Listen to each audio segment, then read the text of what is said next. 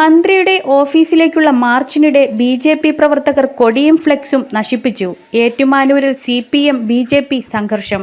ശബരിമല സ്വർണ്ണപ്പാളി വിഷയത്തിൽ ബി.ജെ.പിയുടെ നേതൃത്വത്തിൽ മന്ത്രി വാസവന്റെ ഏറ്റുമാനൂരിലെ ഓഫീസിലേക്ക് മാർച്ച് നടത്തുന്നതിനിടെ CPM-ന്റെ കൊടിത്തോരണങ്ങളും ഫ്ലെക്സുകളും ബി.ജെ.പി. പ്രവർത്തകർ നശിപ്പിച്ചുവെന്നാണ് CPM ആരോപിക്കുന്നത്. ഇതിനെ ചൊല്ലി ഏറ്റുമാനൂർ ടൗണിൽ CPM പ്രവർത്തകർ സംഘടിച്ച് എത്തുകയായിരുന്നു. തുടർന്ന് ബി.ജെ.പി. പ്രവർത്തകരുമായി വാക്കേറ്റവും സംഘർഷവും ഉണ്ടാവുകയായിരുന്നു. പോലീസ് സ്ഥലത്തെത്തി സ്ഥിതിഗതികൾ നിയന്ത്രിച്ചു. സംഭവത്തെ തുടർന്ന് ഇതുവഴി ഗതാഗതവും തടസ്സപ്പെട്ടു.